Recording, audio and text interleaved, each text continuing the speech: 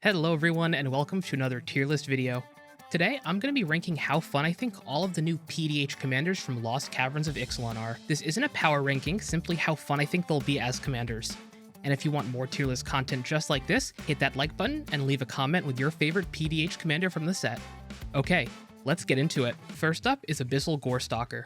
This is a 6 mana 6/6 creature horror that when it ETBs, each player sacrifices 2 creatures. Honestly, not really interested in this as a commander, doesn't seem all that fun. Next up is Aquali the Seething Tower. This is a 3 mana 3/3 legendary creature fungus with Descent 4, so as long as there are 4 more permanent cards in your graveyard, it gets +2/+2 in Trample, and then it has Descend 8 where it gets an additional +2/+2 and can't be blocked by more than 1 creature. Now, if you know me, you know I love Golgari, so I'm going to put this up at fun.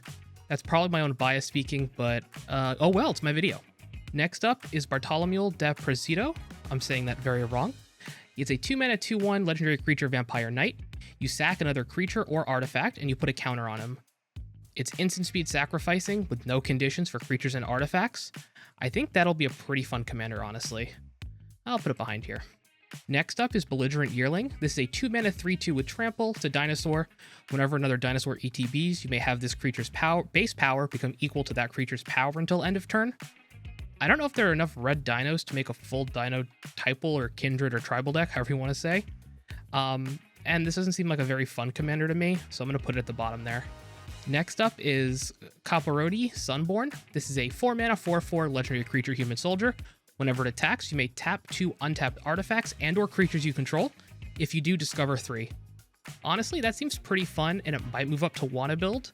We'll see, but I love Discover. I think it's a really fun mechanic. It's definitely very pushed in 60 card formats, so it's nice getting more options for it in PDH. Next up is Captain Storm Cosmium Raider. This is a 2 mana 2/2 legendary creature human pirate. Whenever an artifact enters the battlefield under your control, you put a +1/+1 counter on target pirate you control.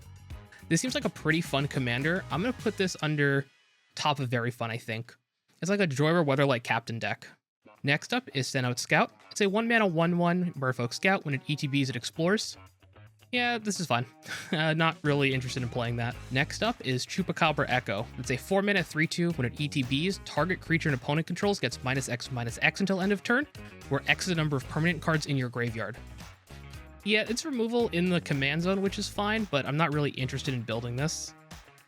I'll put it, it's here probably. Next up is Cody Scavenger. It's a 3 mana 3/2 with Descend 4, so if it ETBs and you have 4 more permanent cards in your graveyard, return target permanent card from your graveyard to your hand. Again, just not a very fun commander. In the regular commander, I think it's great, but for PDH as a commander, no. Next up is Colossal Dactyl. This is a 4 mana 4/5 with Reach Trample dinosaur. That's it. It's a dinosaur. Again, it's just, these are fine. I'm not really interested in building any of these. Next up is Council of Echoes. It's a 6 mana 4/4 flying Descend 4. When it ETBs, if there are 4 more permanent cards in your graveyard, return up to 1 target non-land permanent other than Council of Echoes to its owner's hand. See, this seems, I'm consider kind of fun. You can build a cool Blink deck with this maybe, where you're returning other non-land permanents to people's hands and blinking this. I think that could be kind of fun. Next up is Curator of Sun's Creation. This is a 4 mana 3/3 human artificer. When you discover again for the same value. This ability only triggers once each turn. This is fine. I think this actually be kind of fun. I have to see how many common discover cards there are, because there might not be enough to really make a good deck out of it. But if there are, I'm definitely in for this. Next up is Dauntless Dismantler. This is a 2 mana 1/4 human artificer.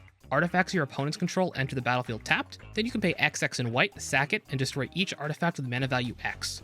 It's not X or less. Whoop. It's not X or less, so unfortunately you have to pick 1 mana value. It does get rid of tokens really easily, like artifact tokens. I don't know how fun this is. I'll put this under kind of fun. Maybe it makes a cool D&T style deck, but it's only artifacts, so eh. Next up is Deep Cavern Bat. This is a 2 mana 1/1 flying lifelink. It ETBs, look at target opponent's hand. You may exile a non-land card from it until it leaves the battlefield. Not really interested in this as a commander. Yeah, it's fine. I don't know. Yeah, it's not much to say. It's not a great commander. Next up is Digsite Conservator. This is a 2 mana 2/1 artifact creature gnome. You can sacrifice it to exile up to 4 target cards from a single graveyard. Activate only as a sorcery. And then when it dies, you may pay 4. If you do, discover 4. I'll put this under kind of fun. If you can like loop it really easily in like a colorless deck, I think that's cool, like Mirror Retriever. But otherwise, I really don't see a home for it as a commander itself. Next up is Earthshaker Dreadmaw. This is a 6-mana 6/6 dinosaur with trample. It ETBs, you draw a card for each other dino you control. I want to put this up here for the memes, but I don't think it's actually that great of a commander. I want to put it under Want to Build just because I like Colossal Dreadmaw and I have a whole deck around it, but regular commander. But for PDH, I'm not really into it as a commander. Next up is Enterprising Scallywag. This is a 2-mana 2/2. At the beginning of your end step, if you descended this turn, you make a treasure. See, I'm more on board with this. I'll put this under fun. It's a red descend deck. It's a 2-mana 2/2, so it's cheap. You get a bunch of treasures. I like that. Next up is Gargantuan Leech. This is an 8-mana 5/5 leech with lifelink, and it costs 1 less to cast for each cave you control and each cave in your graveyard. I don't think there are enough caves to really make this deck good, especially in mono black. I wish there were, but unfortunately there's not. Next up is Geological Appraiser. This card actually just got banned in Pioneer. This is a 4-mana 3/2 when it ETBs. If you cast it, discover 3. I think this is a great commander. I think this will be really fun. You need ways of either cheating this back into your hand or just casting it from the command zone over and over again with like big red maybe. Yeah, I don't know. I like it though. Next up is Gold Fury Strider. This is a 5-mana 3/5 with trample. You tap 2 untapped artifacts and or creatures you control. Target creature gets +2/+0 until end of turn. Activate only as a sorcery. I'm not really into this. It's actually, it has trample. It's a 3/5. It gets pretty big, but it's only sorcery speed combat stuff. I'll put under kind of fun. Next up is Guardian of the Great Door. This is a 2-mana 4/4 with double white. Flying. As an additional cost to cast this spell, tap 4 untapped artifacts, creatures, and or lands you control with flying. I said flying already. That's fine. Maybe kind of fun. Maybe it's like a white Voltron commander. I don't know how early you can actually get this out. You'd have to see how many like 0-mana artifacts and creatures and stuff you have, but it's possible to get this out of turn 2. Next up is Hermetic Nautilus. This is a 2-mana 1/4 with Vigilance, and you can pay 1 in a blue, and it gets +3/-3 until end of turn. This card's really good in limited, but I don't think it's a really good commander. Or fun, I should say. I'll put it like over here. Next up is Hoverstone Pilgrim. This is a 5-mana 2/5 with Flying and Ward 2, and you can pay 2 colorless, put target card from a graveyard on the bottom of its owner's library. Again, I'm not really into this as a colorless commander. Next up is Instaquith, the Firstborn of Gishath. This is a 2-mana 3/2 with Haste, Dinosaur. When it ETBs, you may pay 2. When you do, target dinosaur you control deals damage equal to its power to another target creature. Yeah, I think this could be a fun dinosaur commander. It's removal in the command zone, and it's cheap, and you get 2 colors, so you can play a lot more dinos. Next up is Ixalis Lorekeeper. It's a 1-mana 1/1 human druid. Tap, add 1 mana of any color, spend this to only cast dinosaur spells or activate dinosaur abilities. Not into this. Again, I don't know if there's enough mono green dinosaurs to really make this work, so I would have to look, but even then, I don't think I'd want this as a commander. Next up is Kinjali's Dawn Runner. This is a 3-mana 1/1 human scout, double strike, ETB explore. This could be, maybe under kind of fun. I like double striking, I love exploring. Could be a cool Voltron commander. Comes down pretty early. Next up is Cutsil Malamet Exemplar. This is a 3-mana 3/3. Your opponents can't cast spells during your turn, and then whenever 1 or more creatures you control with power greater than its base power deal combat damage to a player, draw a card. I want to build this. Build like a cool cat deck with this. It's a great effect, especially at uncommon and its card drop. I really like this card. Next up is Malamet Warscribe. This is a 5-mana 4/3. When it ETBs, creatures you control get +2/+1 till end of turn. I'll put this at the end of kind of fun. Maybe you do like a mono white blink deck with it, where you're just kind of flickering this a whole bunch and giving your board +2/+1 over and over again. Next up is Market Gnome. This is a 1-mana 0/3 that when it dies, you gain a life. And then when it is exiled from the battlefield while you're activating a craft ability, you gain 1 life and draw a card. Yeah, this is going to be not fun for me. I think it's a cool, maybe, no, I'll put it under kind of fun. Nah, it's going to go over here. A 1-mana 0/3, so you have a 1-mana commander. When it dies, you gain a life and draw a card. If you have ways of recurring artifacts, and I mean, you definitely do it mono white, you can kind of just keep bringing this back, but I think they're just better mono white artifact commanders like Teshar. Next up is Merfolk Cave Diver. This is a 3-mana 2/4. Whenever a creature you control explores, it gets +1/+0 till end of turn and can't be blocked this turn. I'm not on this card. It's whatever. I don't think there's enough explore in mono blue, so I'm going to put it there. Next up is Mischievous Pup. This is a 3-mana 3/1 with Flash. When it ETBs, return up to one other permanent you control to its owner's hand. Interesting. So this is like a white main line in the command zone. That's other target permanents, so it can be lands. I'll put this under fun. Next up is Nakanzel, Current Conductor. This is a 2-mana 2/3. Whenever a creature you control explores a land card, you may put a land card from your hand onto the battlefield tapped. Whenever a creature you control explores a non-land card, put a +1/+1 counter on this card. I think this is a really, I kind of want to build this. A lot of the signpost cards I actually want to build. I think this is a really cool Explore commander, and I think at common in 2 colors there might just be enough of those cards for you to be able to do this. Next up is Rampaging Ceratops. This is a 5-mana 5/4. Dinosaur can't be blocked except by 3 or more creatures. Not much to say here. It's going to like over here, I guess. It's fine. Nothing mono red stompy, I guess. Next up is Rune Lurker Bat. This is a 1-mana 1/1 flying lifelink. At the beginning of your end step, if you descended this turn, you can scry 1. Now this actually seems like it might be kind of fun. I'll put it at the top end of kind of fun, as I just said. It's a 1-mana commander that gives pseudo card advantage when stuff goes to your graveyard. I consider scrying actual card advantage, but I know other people don't, so let me know in the comments if you think scrying is actually card advantage or not. Next up is Scampering Surveyor. This is a 4-mana 3/2. When it ETBs, search for a basic land card or a cave, put it onto the battlefield tapped, then shuffle. So it's a colorless card that ramps you from the command zone, which is neat, but it's a basic land card. You can get wastes. I wonder if this is a good colorless commander.